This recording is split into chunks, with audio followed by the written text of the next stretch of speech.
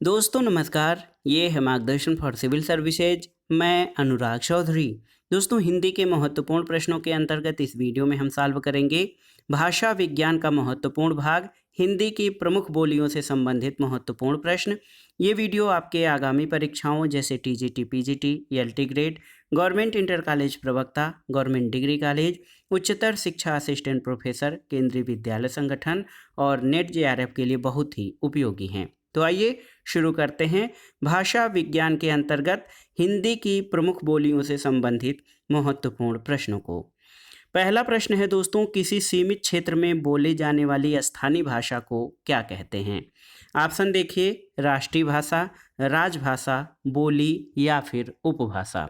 तो सही उत्तर है ऑप्शन सी, बोली। दोस्तों किसी सीमित क्षेत्र में बोले जाने वाली स्थानीय भाषा को बोली कहते हैं और उपभाषा का क्षेत्र विस्तृत होता है और इसके अंतर्गत बोलियां आती हैं। तो याद रखिएगा, किसी भी सीमित क्षेत्र में बोली जाने वाली स्थानीय भाषा को बोली कहते हैं। अगला प्रश्न है दोस्तों, निम्नांकित में से बिहारी उपभाषा की बोली नहीं है। देखिए, भोजपुरी, मगही, बुंदेली या फिर मैथिली। तो सही उत्तर है बुंदेली। दोस्तों भोजपुरी, मगही और मैथिली ये बिहारी हिंदी उपभाषा की बोलियां हैं, जबकि बुंदेली जो है ये पश्चिमी हिंदी उपभाषा की बोली है। तो बुंदेली जो है ये बिहारी उपभाषा की बोली नहीं है। अगले प्रश्न पर आते हैं, इनमें से कौन सी राजस्थान की बोली नहीं है, आपको बताना है। ऑप्शन है मारवाड़ी, बुंदेली, मेवाती या मालवी। तो सही उत्तर है बुंदेली। ऑप्शन बी आपका सही उत्तर हो जाएगा। दोस्तों आप जान लीजिए कि पश्चिमी राजस्थानी के अंतर्गत मारवाड़ी, उत्तरी राजस्थानी के अंतर्गत मेवाती और दक्षिणी राजस्थानी के अंतर्गत मालवी बोली आती है। बुंदेली मध्य प्रदेश और उत्तर प्रदेश की सीमा से सटे बुंदेलखंड अंचल में बोली जाती है। अगला प्रश्न है, मैथिली बोली के लोकप्रिय कवि कौन हैं? तो आप जानते हैं विद्यापति। ऑप्शन सी आपका सही उत्तर हो जाएगा। विद्यापति मैथिली बोली के लोकप्रिय कवि हैं। इनको जो है दोस्तों, इनकी प्रसिद्धि पदावली नामक ग्रंथ के कारण है। और आप देख लीजिए कि मैथिली बोली के लोकप्रिय कवि विद्यापति हैं। विद्यापति मिथिला निवासी थे और इनको मैथिल कोकिल के उपाधि से विभूषित किया जाता है। विद्यापति ने पदावली में राधा कृष्ण की प्रेम लीलाओं का वर्णन किया है। उन्होंने संस्कृत में शैव सर्वस्वसार, गंगा वाक्यावली, भू परिक्रमा, पुरुष परीक्षा आदि, अवहट्ट में रचित कीर्तिलता और कीर्ति पताका तथा देश भाषा मैथिली में पदावली का ज्ञान किया था। अगला प्रश्न है, अंगिका किस राज्य की बोली है? देखिए, बंगाल, छत्तीसगढ़, मध्य प्रदेश या फिर बिहार। तो सही उत्तर है बिहार। दोस्तों अंगिका जो है ये बिहार राज्य की बोली है। ये नेपाल के तराई वाले प्रदेश में बोली जाती है और अंग जनपद के कारण इस बोली का नाम अंगिका पड़ा है। बिहार में मैथिली और मगही भी बोली जाती है। अगला प्रश्न है, मगही किस प्रदेश में बोली जाती है? तो आप जानते हैं मगही बिहार प्रदेश में बोली जाने वाली बोली है। अगला प्रश्न है, इस बोली में उत्तम पुरुष एक वचन के स्थान पर उत्तम पुरुष बहुवचन का प्रयोग किया जाता है, किस भाषा में? देखिए, अवधी, खड़ी बोली, ब्रज या हरियाणवी। तो सही उत्तर क्या हो जाएगा? अवधी में। देखिए दोस्तों, अवधी पूर्वी हिंदी की प्रमुख बोली है। इसका विकास अर्धमागधी अपभ्रंश से हुआ है। याद रखिएगा, अवधी जो है वो पूर्वी हिंदी की प्रमुख बोली है और ये अर्धमागधी अपभ्रंश से विकसित हुई है। दोस्तों इस बोली में उत्तम पुरुष एक वचन के स्थान पर उत्तम पुरुष बहुवचन का प्रयोग किया जाता है। अवधी, बघेली तथा छत्तीसगढ़ी पूर्वी हिंदी की प्रमुख बोलियां हैं। अगर हम अवधी बोली के क्षेत्र के बारे में देखें तो दोस्तों, अवधी बोली का जो क्षेत्र है वो लखनऊ, उन्नाव, रायबरेली, सीतापुर, बाराबंकी, गोंडा, बहराइच, सुल्तानपुर, प्रतापगढ़ और फैजाबाद आदि है। अगला प्रश्न है, पूर्वी हिंदी के अंतर्गत बोली जाने वाली बोलियां कौन कौन सी हैं? तो आप जान लीजिए, अवधी, बघेली और छत्तीसगढ़ी। ऑप्शन ए देख सकते हैं, आपका सही उत्तर हो जाएगा। पूर्वी हिंदी के अंतर्गत बोली जाने वाली बोलियां अवधी, बघेली और छत्तीसगढ़ी हैं। अगला प्रश्न है, बघेली बोली को अवधी की दक्षिणी शाखा किसने कहा है? ऑप्शन देखिए, हरदेव बाहरी, कामता प्रसाद गुरु, भोलानाथ तिवारी या जॉर्ज ग्रियर्सन। तो सही उत्तर है भोलानाथ तिवारी, ऑप्शन सी। दोस्तों हरदेव बाहरी जो है बघेली बोली को अवधी की दक्षिणी शाखा मानते हैं और डॉक्टर भोलानाथ तिवारी अपनी पुस्तक हिंदी भाषा में लिखते हैं कि बघेली अवधी की ही उपबोली है और ज्ञात होता है कि इसे दक्षिणी अवधी कह सकते हैं। तो दोस्तों हरदेव बाहरी एक तो बघेली बोली को अवधी की दक्षिणी शाखा मानते हैं और भोलानाथ तिवारी ने अपनी पुस्तक हिंदी भाषा में लिखा है कि बघेली अवधी की ही उपबोली है और इसे दक्षिणी अवधी कह सकते हैं। अगर जो हम बघेली बोली के क्षेत्र की बात करें तो इसमें रीवा, नागौद, शहडोल, सतना और मैहर जिले शामिल हैं। अगला प्रश्न है दोस्तों बुंदेली का विकास किस अपभ्रंश से हुआ है, आपको बताना है। देखते हैं मागधी, सौरसेनी, पैसाची या फिर अर्धमागधी। तो आपको बताना है कि बुंदेली का विकास किस अपभ्रंश से हुआ है।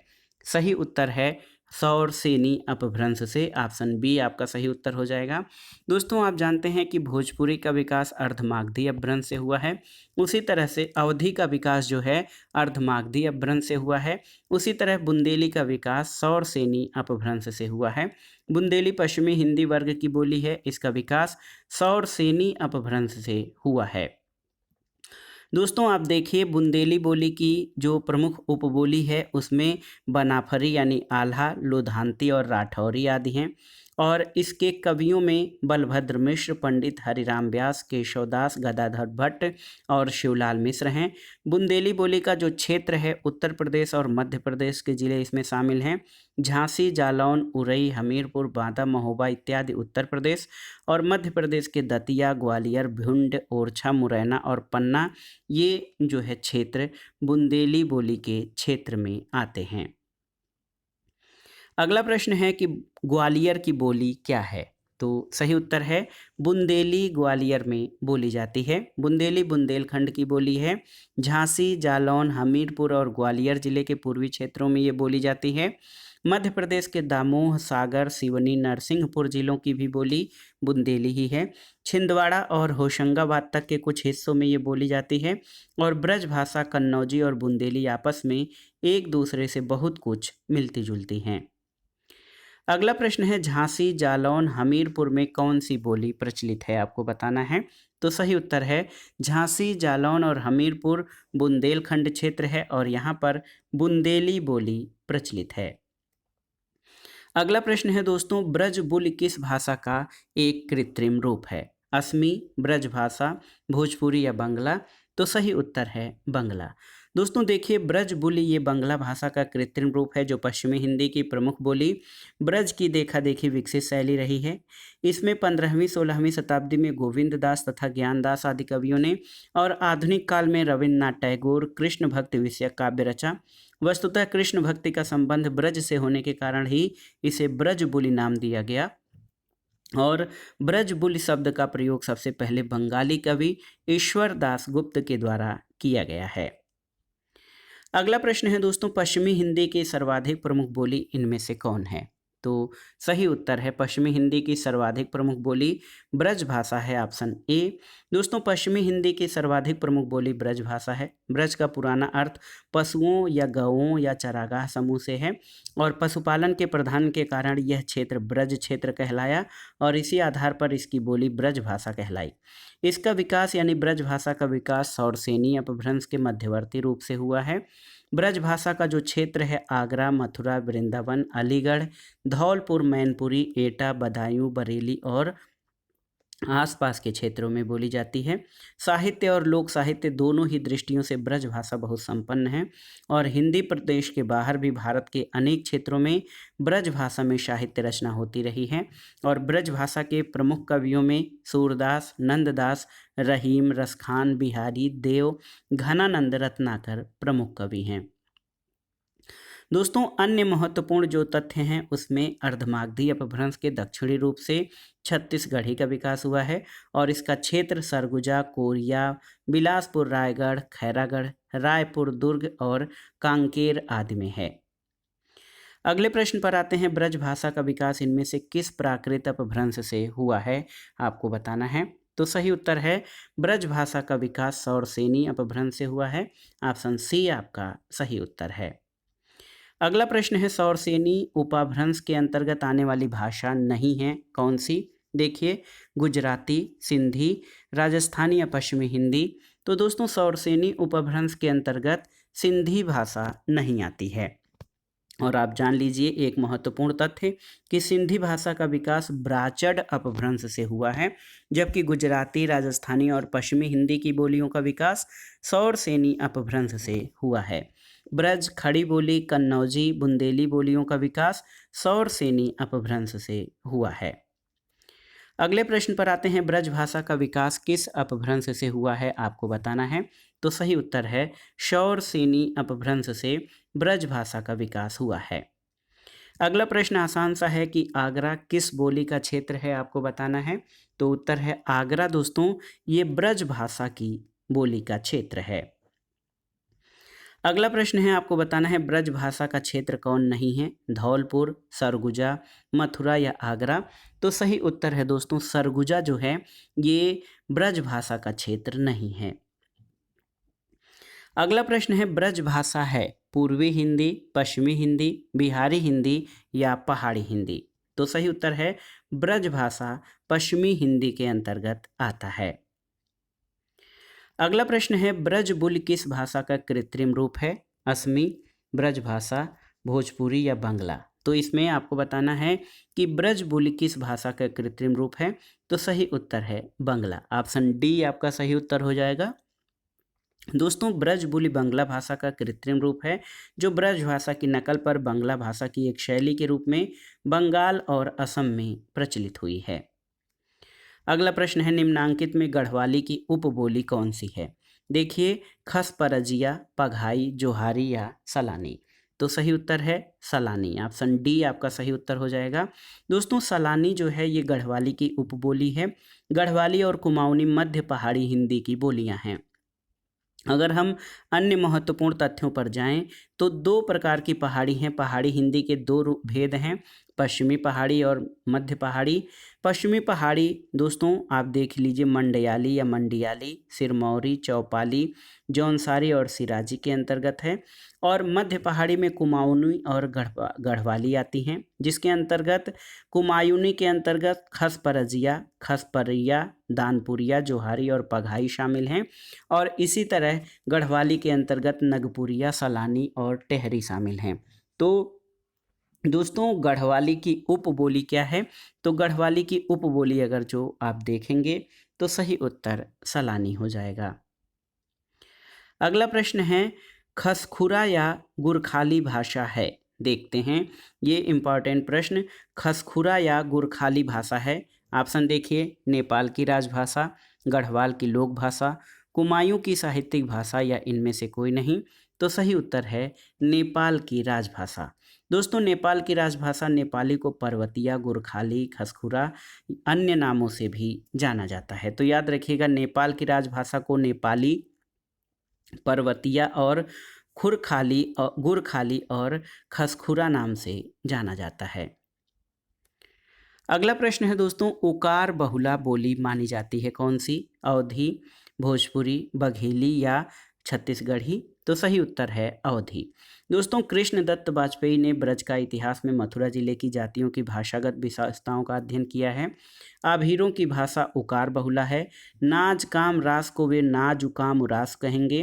वाजपेयी जी ने इस उकार बहुला को भारत द्वारा निर्दिष्ट आभिरोक्त या अपभ्रंश से संबद्ध किया है और यही उकार बहुला अवधि की भी विशेषता है। तो सही उत्तर है उकार बहुला बोली दोस्तों ये जो ऑप्शन दिए गए हैं इनमें से अवधि की विशेषता है। अगला प्रश्न एक गीत है कि ताले के पानी पताले गए बेटी, पुरैन गई कुम्हलाई हो, गंगा जमुना बिच रेती परतु है, कैसे के रचऊं बियाह रे। उक्त गीत किस बोली का है, ऑप्शन देखिए अवधी, ब्रज, भोजपुरी या कन्नौजी। तो सही उत्तर है अवधी। दोस्तों ये जो गीत है अवधी बोली का एक विवाह गीत है। अगला प्रश्न है दोस्तों ध्रुपद गायन का संबंध किस भाषा से है, आपको बताना है। बताइए कि ध्रुपद गायन का संबंध किस भाषा से है, ब्रज भाषा, अवधी, राजस्थानी या खड़ी बोली। तो सही उत्तर है ब्रज भाषा, ऑप्शन ए।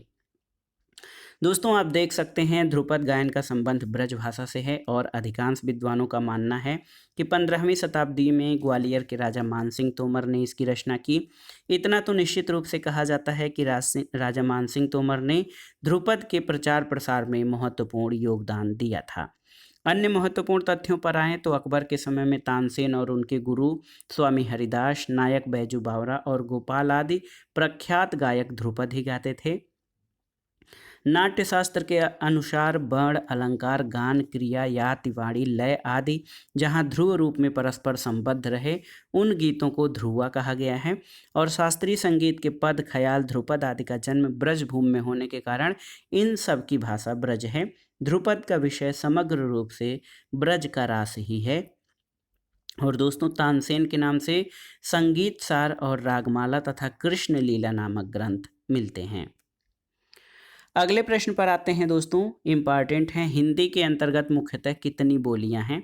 ऑप्शन देखिए 17, 25, 6 या 9। तो सही उत्तर है 17, ऑप्शन ए। दोस्तों याद रखिएगा हिंदी के अंतर्गत मुख्यतः 17 बोलियां हैं। ये खड़ी बोली, ब्रजभाषा, हरियाणवी, बुंदेली, कन्नौजी, अवधी, बघेली, छत्तीसगढ़ी, मारवाड़ी, पश्चिमी राजस्थानी, मेवाती यानी उत्तरी राजस्थानी, ढूढ़ाड़ी या जयपुरी पूर्वी राजस्थानी, मालवी यानी दक्षिणी राजस्थानी, पश्चिमी पहाड़ी, मध्यवर्ती पहाड़ी, भोजपुरी, मगही और मैथिली ये हिंदी के अंतर्गत 17 मुख्य बोलियां हैं। अगला प्रश्न है दोस्तों, इम्पॉर्टेंट है, सही युग्म चुनना है। इसमें आपको बताना है कि कौन सा सही युग्म है। पश्चिमी हिंदी खड़ी बोली या कौरवी सही है, बिहारी हिंदी मारवाड़ी सही नहीं है, पूर्वी हिंदी गढ़वाली सही नहीं है और पहाड़ी हिंदी बघेली ये भी सही नहीं है। तो इस प्रश्न का उत्तर ऑप्शन ए हो जाएगा। दोस्तों पश्चिमी हिंदी खड़ी बोली कौरवी युग्म सही है और पश्चिमी हिंदी के अंतर्गत 5 प्रमुख बोलियां हैं, खड़ी बोली या कौरवी, ब्रजभाषा, हरियाणवी या बांगरू, बुंदेली तथा कन्नौजी। दोस्तों बिहारी हिंदी के अंतर्गत भोजपुरी, मगही और मैथिली आती हैं, जबकि पूर्वी हिंदी के अंतर्गत अवधी, बघेली और छत्तीसगढ़ी शामिल हैं और पहाड़ी हिंदी में कुमाऊनी, गढ़वाली और नेपाली बोलियां आती हैं। अगला प्रश्न है दोस्तों, खड़ी बोली का एक अन्य नाम क्या है? तो सही उत्तर है खड़ी बोली को एक अन्य नाम कौरवी के नाम से भी जाना जाता है। अगला प्रश्न है, खड़ी बोली और ब्रज भाषा किस उपभाषा के अंतर्गत आती हैं? आपको बताना है। तो सही उत्तर है पश्चिमी हिंदी। दोस्तों खड़ी बोली और ब्रज भाषा ये पश्चिमी हिंदी उपभाषा के अंतर्गत आती हैं। अगला प्रश्न है, इनमें से किस बोली का बिहारी हिंदी से संबंध नहीं है? देखिए अवधी, मगही, भोजपुरी और मैथिली। तो आप जानते हैं मगही, भोजपुरी और मैथिली ये बिहारी हिंदी से संबंधित हैं, जबकि अवधी जो है ये बिहारी हिंदी से संबंधित नहीं है। अगला प्रश्न है, निम्नलिखित बोलियों में से पूर्वी हिंदी की बोली नहीं है कौन सी? देखते हैं अवधी, छत्तीसगढ़ी, भोजपुरी या बघेली। तो सही उत्तर है भोजपुरी। दोस्तों आप देख सकते हैं कि भोजपुरी जो है बिहारी हिंदी से संबंधित है, ये पूर्वी हिंदी की बोली नहीं है। अगला प्रश्न है, हिंदी भाषा की बोलियों के वर्गीकरण के आधार पर छत्तीसगढ़ी बोली किस प्रकार की बोली है? तो आप जानते हैं छत्तीसगढ़ी पूर्वी हिंदी के अंतर्गत आता है। पूर्वी हिंदी के अंतर्गत अवधी, बघेली और छत्तीसगढ़ी शामिल हैं, तो इसलिए छत्तीसगढ़ी बोली पूर्वी हिंदी के अंतर्गत आती है। अगला प्रश्न है दोस्तों, पश्चिमी हिंदी के अंतर्गत कौन सी बोली नहीं है? देखिए ये महत्वपूर्ण प्रश्न है कि पश्चिमी हिंदी के अंतर्गत कौन सी बोली नहीं आती है। बघेली, ब्रज, कन्नौजी और खड़ी बोली। तो आप जान लीजिए दोस्तों, देखिए बघेली जो है ये पश्चिमी हिंदी के अंतर्गत नहीं आती है। तो ये बहुत ही महत्वपूर्ण प्रश्न है, ऑप्शन देख लीजिए, ऑप्शन ए आपका सही उत्तर हो जाएगा। बघेली जो है वो पश्चिमी हिंदी के अंतर्गत शामिल नहीं है। अगला प्रश्न है, इनमें से कौन सी बोली पश्चिमी हिंदी वर्ग की नहीं है? अवधी, ब्रज, बुंदेली या कन्नौजी। तो सही उत्तर है अवधी। दोस्तों अवधी बोली पश्चिमी हिंदी वर्ग की नहीं है, जबकि ब्रज, बुंदेली और कन्नौजी ये पश्चिमी हिंदी वर्ग के अंतर्गत शामिल हैं। अगला प्रश्न है, निम्नलिखित में से पूर्वी हिंदी की बोली नहीं है कौन सी? बताइए। अवधी, बघेली, ब्रजभाषा या छत्तीसगढ़ी। तो सही उत्तर क्या हो जाएगा? तो सही उत्तर ब्रजभाषा हो जाएगा। ब्रजभाषा दोस्तों ये पूर्वी हिंदी नहीं बल्कि पश्चिमी हिंदी की बोली है, जबकि अवधी, बघेली और छत्तीसगढ़ी ये पूर्वी हिंदी के अंतर्गत शामिल हैं। अगला प्रश्न है, निम्नलिखित में से कौन सी पश्चिमी हिंदी में नहीं है? बांगरू, बुंदेली, बघेली या कन्नौजी? तो बघेली। दोस्तों बघेली जो है ये पूर्वी हिंदी में शामिल है। बघेली छत्तीसगढ़ी और अवधी ये आप देख सकते हैं पूर्वी हिंदी की बोली है, और इसमें बघेली जो है पश्चिमी हिंदी में शामिल नहीं है। अगला प्रश्न है, निम्नलिखित में से कौन सी पश्चिमी हिंदी की बोली नहीं है? देखिए ऑप्शन ब्रज, बांगरू, कन्नौजी या डोंगरी? तो सही उत्तर है डोंगरी। ऑप्शन डी आपका सही उत्तर है। डोंगरी पश्चिमी हिंदी की बोली नहीं है। अगला प्रश्न है दोस्तों, निम्नलिखित में से कौन एक पश्चिमी हिंदी वर्ग की बोली नहीं है? देखिए कन्नौजी, छत्तीसगढ़ी, ब्रज या खड़ी बोली? तो सही उत्तर है छत्तीसगढ़ी। दोस्तों छत्तीसगढ़ी पश्चिमी हिंदी वर्ग की बोली नहीं है। अगले प्रश्न पर आते हैं, पश्चिमी हिंदी के अंतर्गत कौन सी बोली नहीं आती है आपको बताना है। कन्नौजी, छत्तीसगढ़ी, ब्रज या खड़ी बोली? तो सही उत्तर ऑप्शन बी दोस्तों कौन सा हो जाएगा? पश्चिमी हिंदी के अंतर्गत कौन सी बोली नहीं आती है? तो सही उत्तर ऑप्शन ए हो जाएगा छत्तीसगढ़ी। ये पूर्वी हिंदी के अंतर्गत आती है। पश्चिमी हिंदी के अंतर्गत दोस्तों कौरवी और बुंदेली भाषाएं आती हैं। अगला प्रश्न है, पश्चिमी हिंदी की कितनी बोलियां हैं? पश्चिमी हिंदी की कितनी बोलियां हैं? तो पश्चिमी हिंदी की 5 बोलियां हैं। ये बहुत ही महत्वपूर्ण तथ्य है। आप जान लीजिए कि पश्चिमी हिंदी के अंतर्गत 5 बोलियां हैं। खड़ी बोली या कौरवी, ब्रजभाषा, हरियाणवी या बांगरू, बुंदेली तथा कन्नौजी। बिहारी हिंदी के अंतर्गत भोजपुरी, मगही और मैथिली आती हैं, जबकि पूर्वी हिंदी के अंतर्गत अवधी, बघेली और छत्तीसगढ़ी आती हैं। पहाड़ी हिंदी के अंतर्गत कुमायूनी, गढ़वाली और नेपाली बोलियां शामिल हैं। अगला प्रश्न है दोस्तों, पश्चिमी हिंदी में कौन बोली है? देखिए मगही, कन्नौजी, मैथिली या अवधी? तो सही उत्तर है कन्नौजी। ये पश्चिमी हिंदी की बोली है। अगला प्रश्न है, इनमें से कौन सी बोली पश्चिमी हिंदी के अंतर्गत नहीं आती है आपको बताना है। ऑप्शन है देखिए खड़ी बोली, ब्रजभाषा, कन्नौजी या अवधी?